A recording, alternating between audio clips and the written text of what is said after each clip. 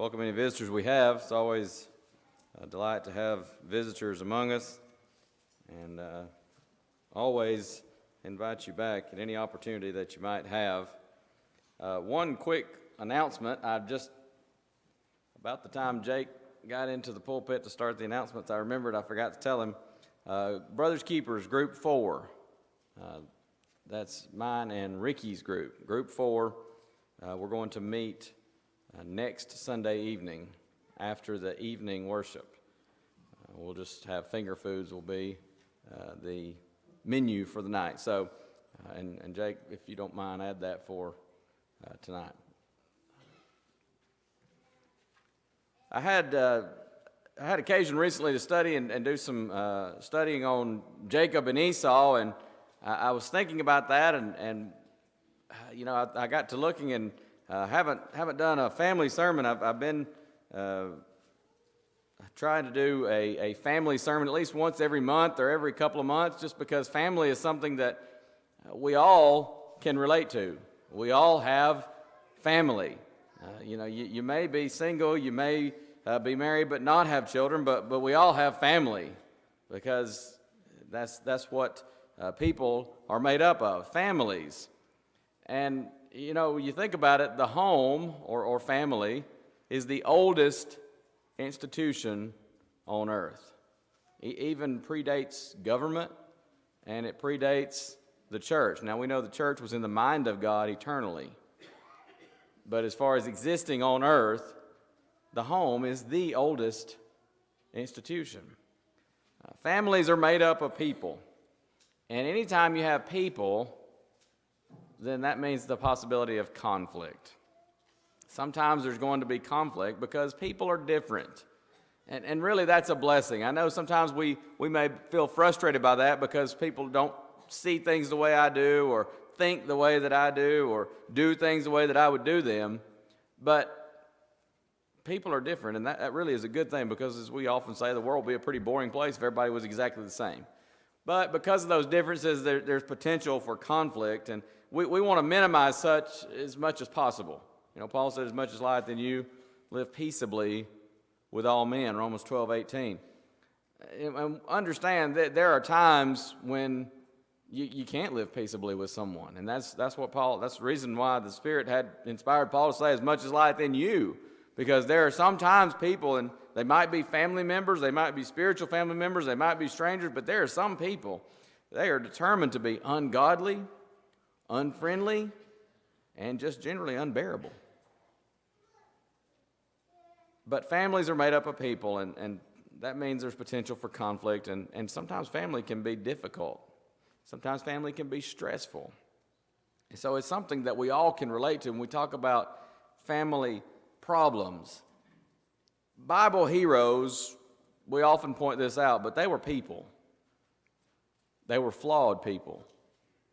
Many of them, the reason we call them Bible heroes, they were men of faith, great faith in God. And yet they weren't perfect. They made mistakes. These were people that were flawed, and the Bible doesn't whitewash their flaws.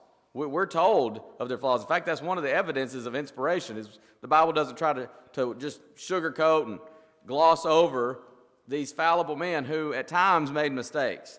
And Romans 15:4 says the things that were written aforetime were written for our learning, that we through patience and comfort of the Scriptures might have hope. These things are written for our learning. And so we're going to be talking about Jacob and Esau, and I think there's a lot we can learn from what I've called and others have called a happy family reunion.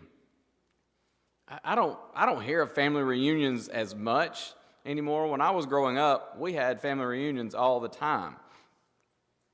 We had one in the spring, and it was my mom's side of the family. I mean, going way back. We had relatives that come down from Ohio for that, and it was a big deal. I hated it because I didn't know half of the people there. And a lot of them were Yankees, and they were unfriendly sometimes. You know, not that being a Yankee is a bad thing. Sorry, Bob. I don't mean to offend you there. But I mean, they were just different from us, and we didn't know each other, but the folks, the parents and grandparents knew each other, and so they just say, "You be quiet, you're coming with us," and so they dragged them down south, and they probably went home, and somewhere there's probably somebody standing in a pulpit this morning going, "There, those Southerners with those family reunions," but we had family reunions a lot, and at Thanksgiving and Christmas we would go to grandmother's house and have this big get together, and that was my mom's side of the family as well, and my cousin Jonah and I would fight every year. I mean, it was just a given. We're going to get into a fight. We're almost like best friends now, very good friends, but that's just kind of family dynamics. In Genesis 33, there's a happy family reunion, thankfully. But this kind of was a potentially scary situation. If you want to get some background, go back to Genesis 25. And obviously we don't have time to read all of these verses, and so that's one reason why they're in the handout, so you can go back later and expand on some of this. But in Genesis 25, Jacob and Esau are born. I'm going to summarize these passages. Jacob and Esau are born. They strive together even within the womb. Esau was born, and Jacob, the infant, takes hold on his heel, and so Jacob is named Jacob, which means supplanter. And boy, he would live up to that name, wouldn't he? Not long thereafter, Jacob, as you remember, Esau's the hunter. He's the outdoorsman. Jacob's a little bit, I don't know if I'd call him an indoors type of person, but he was not as much of a hunter as Esau. And so he's at home and he makes some soup. Esau goes out hunting, he doesn't catch anything, he comes in, man, he's starving to death. Oh, Jacob has soup made. Give me some of that soup. You know how it is when you're really, really hungry and you walk in somewhere and you can just smell the food. It's kind of like, when we have a gospel meeting or something and you could smell the food coming from the fellowship hall. It just makes you even hungrier. And so you could just imagine Esau, give me some of that soup. And Jacob says, sell me your birthright. How hungry are you?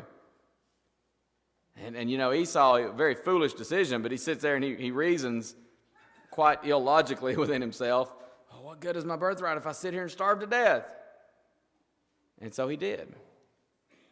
But make no mistake, Jacob wasn't dealing entirely honestly with his brother either. He was trying to take advantage of him.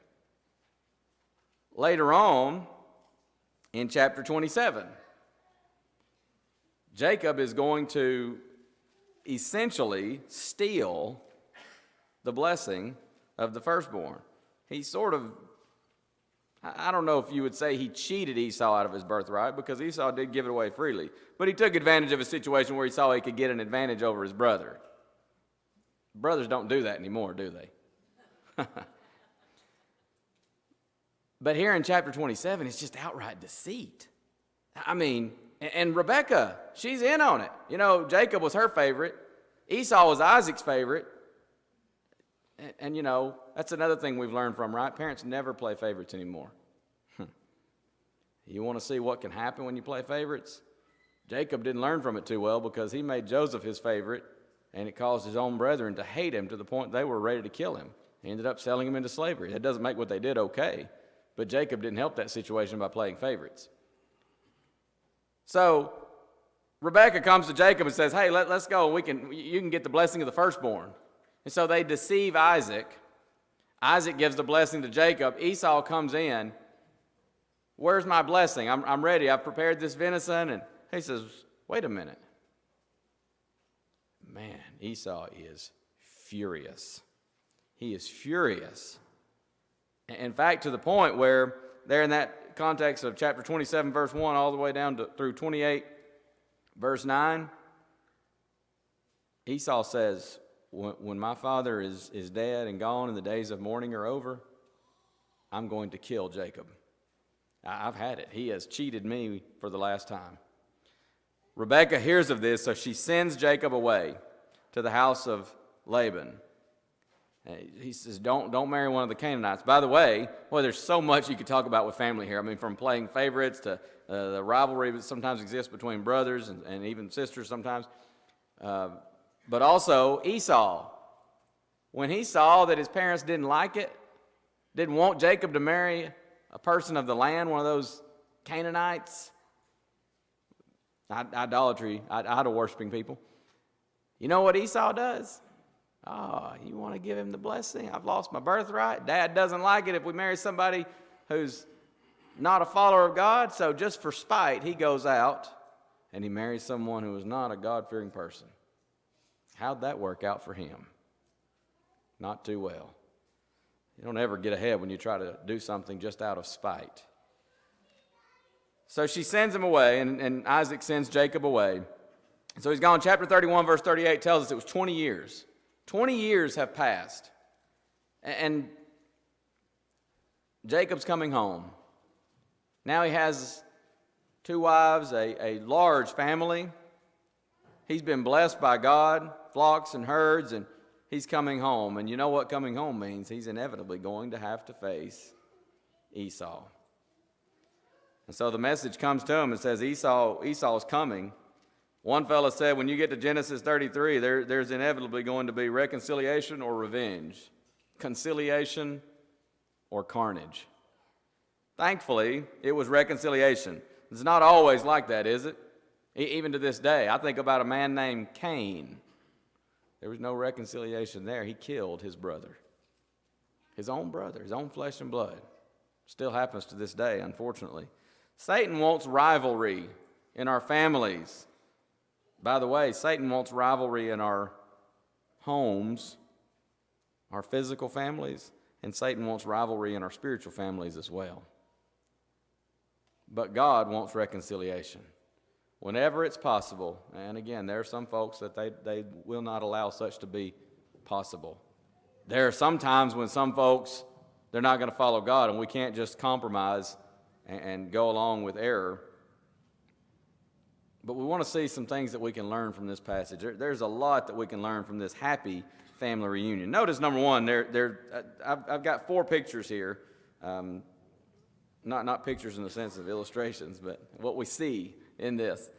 We see a picture of anxiety. Chapter 32, verses 1 down through 24, the first part of verse 24, where it says Jacob was there alone.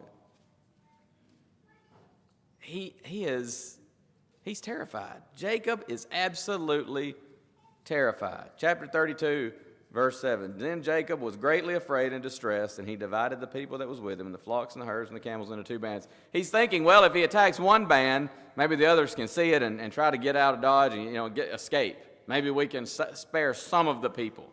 Then he even comes up with the idea, I'll send some gifts ahead. Maybe if I butter him up enough, that'll appease some of his wrath. He's terrified. Why is he terrified?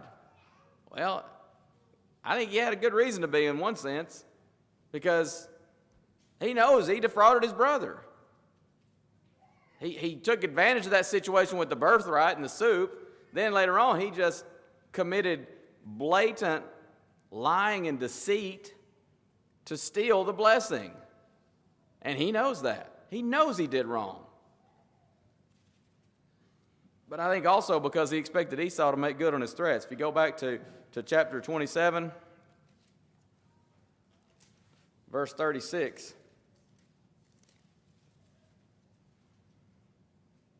he mentions, is he not rightly named Jacob? But verse 41,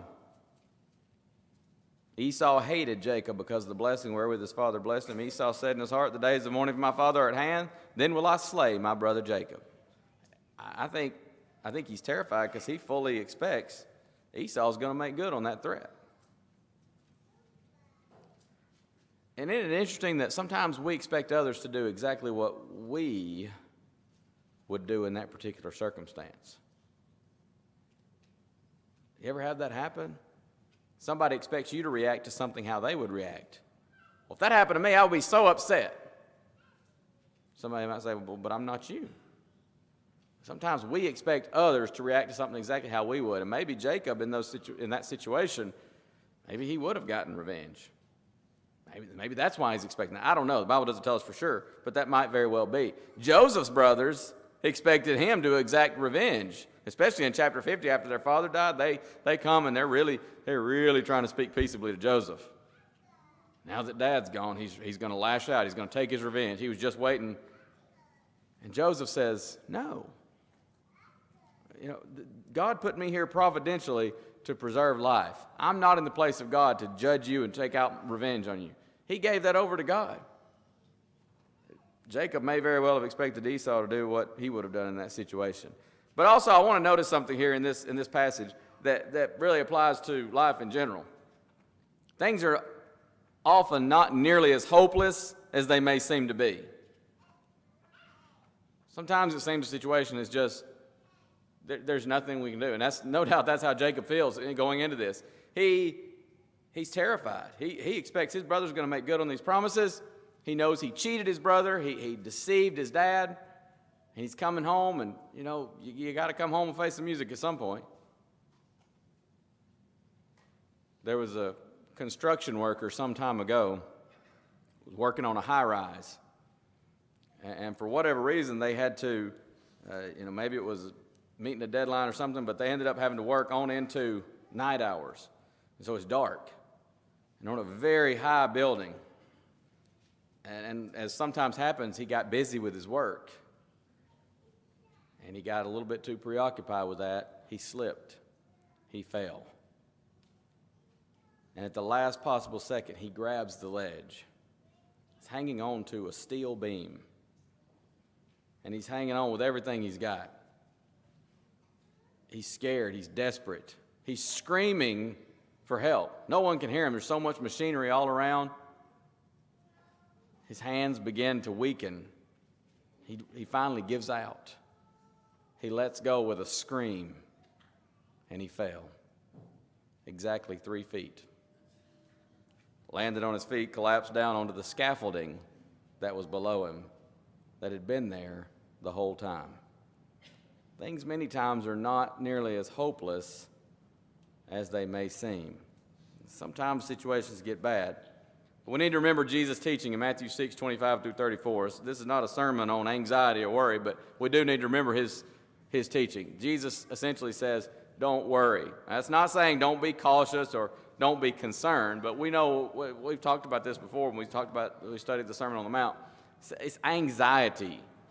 In fact, we often worry ourselves sick over things that never even happen. How many times do you worry over things that don't even happen? Sometimes they do, but either way, Jesus says don't be anxious, because worry shows a lack of trust in God. And it also shows us to be like unbelievers. That's what Jesus is pointing out there in Matthew 6:25 to 34. After all these things that the Gentiles seek, they worry about all the material needs of life, but Christians, children of the King of Kings and Lord of Lords, they don't worry about those things. Why? It's not because they don't care. It's because they know they have a Father who will take care of them. Learn to put yourself in the hands of God and trust Him. That's why Peter says, casting all your care upon Him, for He careth for you. And so we see here in chapter 32 a picture of anxiety. Jacob is scared. Esau is coming. He knows he has to face Esau anyways. But then he finds out Esau's coming with an army, or at least a band of 400 men. And so you can imagine putting yourself in Jacob's shoes. He's pretty terrified right now. But second, we see a picture of abasement.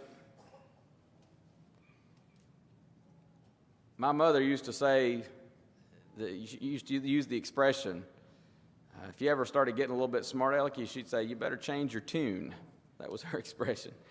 Or sometimes you'd have somebody who had a bad attitude, and then they changed, and she'd say, he changed his tune on that. Well, Jacob changed his tune. Before, he was he was haughty. He was deceitful. And now look at chapter 33. Look at verse 3. He passed over before them, bowed himself to the ground 7 times. In that culture, that was a significant display of respect. Verse 5, he lifted up his eyes and saw the women and children and said, who are those with thee? Esau said that. And he said, Jacob, oh, the children which God hath graciously given thy servant. Oh, all of a sudden, he's Esau's servant now. You see the abasement, the humility that all of a sudden he's showing? Verse 8, Esau says, what meanest thou by all this drove which I met? Jacob says, these are to find grace in the sight of my Lord. He's changed his tune, hadn't he? Verses 10 and 11. Oh, if I found grace in thy sight, then receive my present at my hand. For therefore I have seen thy face as though I had seen the face of God, and thou wast pleased with me. Take, I pray thee, my blessing that is brought to thee, because God hath dealt graciously with me, and because I have enough. And he urged him, and he took it. Now he just can't wait to give him a present. Boy, before he was all eager to take from him, wasn't he? 13 and 14. My Lord knoweth that the children are tender. Esau says, just come on and I'll lead the way and you follow. And he's not saying, no, we're going to stay. If it's okay with you, we'll hang back a little bit. He's changed his tune. Before he was haughty. I mean, can't you just see him? I know the rivalry that exists between brothers. I had a sister and there was some rivalry there, but I've not experienced anything like seeing the rivalry that exists between brothers, especially when they're close in age. Mine aren't twins, but boy, they're close enough that it's unbearable sometimes. And I could just picture Esau coming in and, maybe even Esau gave him a hard time. Maybe some boys tend to make fun of somebody if they're not just like them, even if it's their brother. Of course, until somebody else makes fun of them, right? You can say it because you're their brother. But maybe Jacob's sitting there going, not a sissy now, am I? You don't want to talk about me being the cook and all this? Now you're hungry, and who you coming to? You want something to eat? Well, sell me your birthright. I'll give you all the soup you want. You could just imagine the haughty arrogance that he must have displayed in that situation. The deceit, but now the tables are turned, and Jacob is humbled. Sometimes life has a way of doing that, doesn't it? So many verses in the Proverbs. Proverbs 11:2, when pride cometh, then cometh shame, but with the lowly is wisdom. 13:10, only by pride cometh contention, but with the well-advised is wisdom. Proverbs 16:18, pride goeth before destruction, and an haughty spirit before a fall. In 1 Peter 5, the last part of verse 5, and in verse 6, God resisteth the proud and giveth grace to the humble. Humble yourselves, therefore, under the mighty hand of God, that he may exalt you in due time. Read about a little fable about the lion. We know about the lion. He's the king of the jungle. And the lion was pretty proud of that, and he was eager to, hear some people kind of brag on him. And so he went to the bear, and he said, hey, bear, who's the king of the jungle? And bear said, well, everybody knows, lion, you are the king of the jungle. That's right. He went to the tiger. Hey, tiger, who's king of the jungle? Everybody knows you're the king of the jungle, lion. Yes, I am. He went to the elephant. Hey, elephant, who's the king of the jungle? The elephant grabbed him up in his trunk, swung him around 2 or 3 times, smashed him up against a tree, took him over to a lake, popped him under the water, held him there for a little bit, tossed him out up on the dry land. And the lion finally got up to his feet, looked up through bloodied and bruised eyes. He said, man, if you didn't know the answer, you don't have to get all mean about it. That's how some people are, though, aren't they? I mean, just refuse to be humbled. Give Jacob credit here. He was humbled. He was so haughty and arrogant and deceitful before. And now he's learned some humility. This, by the way, shows us the truth of Proverbs 18:19. A brother offended is harder to be won than a strong city. You know why that is? I mean, there are a number of reasons why, but one of the major reasons is because people sometimes are so stubborn and prideful that they want to base themselves in order to make peace with a brother, whether spiritually or physically. If you want some reconciliation, whether it's to God or a brother, a physical brother, or a brother in Christ, here's some inspired advice. This is not how the Bible words it, but it's biblical. Eat some humble pie. This reconciliation never happens, I'm convinced, if Jacob doesn't learn some humility. He went off, he got married, he had a family, and he grew up a lot, didn't he? Notice number 3, we see a picture here of absolution. Forgiveness. Over and over again, getting back to Genesis 33, Esau ran to meet him, embraced him, fell on his neck and kissed him, and they wept. Can't you picture some people? Here Jacob in verse 3 bows to the ground 7 times, showing great respect and reverence toward his brother and deference toward him. I mean, some people might have just stood there, hands on their hips, and say, well, well, well. My, how the tables have turned. Mr. Haughty, Mr. Arrogant, Mr. Lying and Deceit. And now here you are at my mercy. I mean, that's how Hollywood would draw it up, right? You'd be a guy's finally coming home going to get his justice. Because let's face it, Esau had been done wrong. Esau didn't make all the right decisions, as was seen with marrying the foreign woman without just to spite his parents. But he, in this situation, he'd been done wrong. But he doesn't. He embraces him. Verse 9, Esau says when Jacob tries to give him the gift, I have enough, my brother. Keep that thou hast unto thyself. And then you drop down to verse 12. He said, let us take our journey and let us go, and I will go before thee. I think that seems to indicate that he's going to go before. In other words, I'll make sure everything's safe and that the way is cleared, so to speak, for you. Nobody's going to harm you. 15 and 16, he says, let me now leave with thee some of the folk that are with me. And he said, what needeth it? Let me find grace in the sight of my Lord. So Esau returned that day on his way into Seir. In other words, Esau says, I'll leave some folks with you. They'll help you. They can guard you. You see the difference? Chapter 35 and verse 29, Esau and Jacob bury their father Isaac when he dies. Seems to emphasize the peace there. In 36, 6 through 8, kind of reminds you of Abraham and Lot. There was not enough room for Esau and Jacob. And again, can you see some folks saying, I mean, I've been pretty gracious to you to this point, Jacob. Now it's time for you to pay the piper, and you be the one. You go move and go somewhere else. But he didn't do that. He moved, and he went elsewhere. You just see a picture of absolution. A man who is forgiving. Turn over to chapter 27. Let's notice something again there. Chapter 27,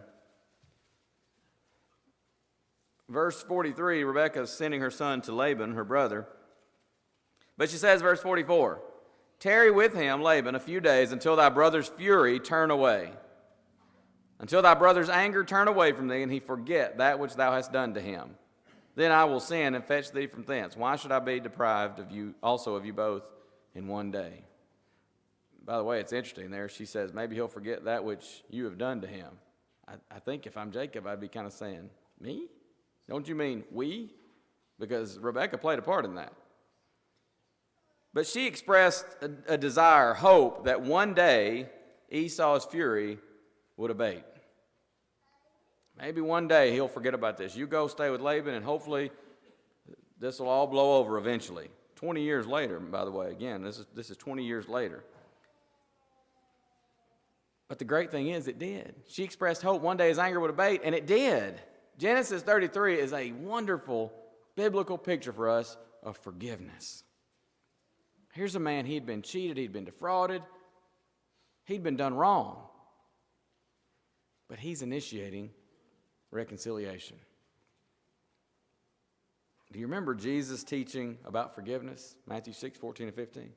If you don't forgive others, you won't be forgiven. Matthew 18, he gives the parable of what we often refer to as the parable of the unmerciful servant. Forgiven an unpayable debt. He could be given several lifetimes and he never could have paid that debt. He was just forgiven by his master. And he goes out and finds somebody who owes him a few bucks, basically. Grabs him by the throat. Pay me what you owe. I'm going to cast you into prison. And the master found out about that and he was furious. He said, I forgave you such a huge debt. You couldn't forgive some little debt against you? And Jesus uses that to teach us to be forgiving people. We must be forgiving people. When we refuse to be such, we only hinder ourselves. When someone is seeking forgiveness and they ask us for forgiveness, we've got to be forgiving people. There's an old Chinese proverb that says, "He who seeks revenge must dig 2 graves, one for his enemy and one for himself." How true that is. The bottom line is we all need forgiveness, do we not? Be ye kind one to another, tenderhearted, forgiving one another, even as God, for Christ's sake, hath forgiven you. We all need forgiveness. Everybody. And so you see a picture here of absolution, a beautiful picture of forgiveness. But notice, fourth, we see a picture of alteration. By that I mean change. Look at the change in Esau's attitude toward his brother. He felt cheated, and he had been. He had every right to feel cheated. You know, some folks feel cheated no matter what. They can be being blessed, and they feel like they've been cheated. In Esau's case, he had been done wrong. He hated his brother. We read that just a moment ago. Said he was going to kill him. But he changed. You know, I didn't get it in the handout or on the PowerPoint. I thought of it later. I don't know how I missed it, but, you know, we'd be remiss if we didn't mention Jacob here as well. He changed too, didn't he? He was previously haughty. He was deceitful. And he changed. The bottom line is people can change. Family, church members, sinners. Titus 3, verse 3 says, "For we ourselves were also once foolish, disobedient, deceived." Notice what he says, "hateful and hating one another," from the New King James. Paul says, that's how you once were. But you changed. I think about the disobedient son, Matthew 21, 28 and 29. Father says, "Go to work today in my vineyard." And the son says, "I will not." But Jesus says simply afterward, he repented and went. He changed his mind and he went. People can change. Church members, family members, sinners estranged from God. I think about the prodigal son. We're all familiar with that story. The father welcomed him home with open arms. I think about Saul of Tarsus, a man who went from persecutor to preacher. Why? Because he changed. People can change. In your physical families, in your spiritual families, and you individually, you can change if you're not following God. This is the conclusion on the handout, but I thought, you know, it could essentially be a fifth point here, because really this story in Genesis 33 is a picture of all. What I mean by that is, here is a picture of humanity. This is a picture of humanity. We were enemies of God. All have sinned and come short of the glory of God, and the wages of sin is death, Romans 6:23. We are enemies of God because all have sinned. But did you catch this in the account we just read with Jacob and Esau? Who initiated reconciliation? It was Jacob, the one who had been done wrong. God initiates reconciliation with us. God commended His love toward us, and while we were yet sinners, Christ died for us. While we were yet sinners, enemies of God, He sent His Son. And so the greatest reunion of all is the reconciliation of a sinner to God. Romans 5, verse 10, he says, "For if when we were His enemies, we were reconciled to God through the death of His Son, much more, having been reconciled, we shall be saved by His life." Isaiah 59, 1 and 2 says, "Your sins, your iniquities are separated between you and your God." God says, "I want to bridge the gap," and He did through His Son.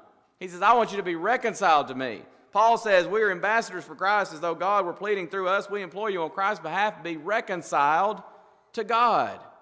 That's the greatest reunion of all, is when a sinner is reconciled to God through the blood of Jesus Christ. If you want to be reconciled to God, there's no need for anxiety. He's eager. He's anxious to forgive. We see that in the prodigal son. But you got to humble yourself. That publican in Luke 18:13, he said, "God, be merciful to me, a sinner." Jesus says you got to do the will of the Father, Matthew 7:21. You got to follow Him, not just call Him Lord. You've got to be a forgiving person. You've got to forgive and accept forgiveness. God says, Hebrews 10:17, their sins and their iniquities will I remember no more. Accept that. When you come to God on his terms and he says, I've forgiven you, accept that forgiveness. And you got to change your life. Paul's writing to those who have already become Christians, Romans 6, beginning at verse 1. What shall we say then? Shall we continue in sin that grace may abound? God forbid. How shall we that are dead to sin live any longer therein? And he goes on and talks about how they became Christians. They were believers in Christ. They'd turned, they'd submitted their lives to him, confessed him as Lord, and he says, know you not that so many of us as were baptized into Jesus Christ were baptized into his death. Therefore we are buried with him by baptism into death, that like as Christ was raised up from the dead by the glory of the Father, even so we also should walk in newness of life. Hebrews 12:1-2 says to Christians, wherefore, seeing we also are compassed about with so great a cloud of witnesses, let us lay aside every weight and the sin which does so easily beset us. Let us run with patience, endurance, the race that is set before us. The greatest reunion is when a sinner is reconciled to God. If you're estranged from God this morning, you can be reconciled. You can be reconciled to God. You could come to him accepting his forgiveness. What a great picture in Genesis 33 of two brothers who were estranged from one another. Esau said, I hate him and I'm going to kill him the first chance I get. But they meet up. Esau initiates forgiveness. It's a picture of God. God initiates the forgiveness toward us. And he says, if you come to me on my terms, I'll forgive you. What about you this morning? Do you need reconciliation? If so, the invitation of heaven is extended. Jesus says, come unto me, and I will give you rest. As we stand and sing.